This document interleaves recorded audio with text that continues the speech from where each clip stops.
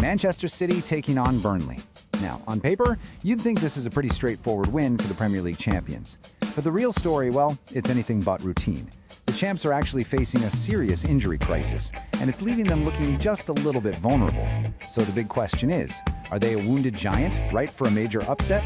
Or is the foundation of this team just too strong to crumble? Let's get into it. All right, here's how we're going to break this one down. First, we'll set the scene. Then, we dive into the heart of the matter, City's injury crisis. After that, we'll look at the absolutely staggering history between these two clubs, analyze Burnley's own massive challenges, and then we'll bring it all together for a final prediction. So let's kick things off by setting the scene for this clash at the Etihad. And trust me, this is not just another game on the calendar. This is really a tale of two teams in positions that, frankly, almost nobody would have predicted at this point in the season. And this right here is where you can feel the pressure starting to build. For Manchester City, sitting in 9th place isn't just a bit off. It's their worst start to a season in over a decade. And then you have Burnley, down in 16th, hovering just 1 point above that dreaded relegation zone. So this isn't some casual mid-table fixture. For both of these squads, this is an absolute must-win to get their seasons back on track. Okay, now for the headline. The main issue that's really driving City's recent struggles, the injury crisis. This is where the champions' legendary squad depth and their resilience are being pushed to the absolute limit. And you can bet it's creating some major headaches for Pep Guardiola. And you don't have to take my word for it. Straight from the manager himself, we get a classic case of good news, bad news. Getting Erling Haaland back? That is a massive, massive boost. But in the same breath, Pep confirms 4 other key players are completely out. That's not just speculation, you know? That's a direct statement that his squad is stretched dangerously thin. And when you look closer at the actual timeline, you really see the scale of the problem.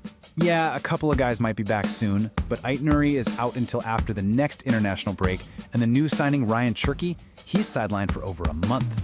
And with Kovacic still not match fit, Pep's options in midfield and up front are looking seriously limited. So with City looking vulnerable, you're probably thinking this has to be a golden opportunity for Burnley, right? Well, that's before you look at the history books for this fixture. Let's just say the Etihad has been anything but a happy place for the Clarets. In fact, it's been an absolute fortress. Forget about current form, forget about injuries for just a second. Start with this number, 13. That is 13 consecutive games that Manchester City have won against Burnley. That's not a winning streak. That is a psychological wall built on pure, utter dominance. And if 13 straight wins isn't convincing enough, just look at the scoreline. 46 goals for City and only 2 for Burnley. This hasn't been a competitive rivalry.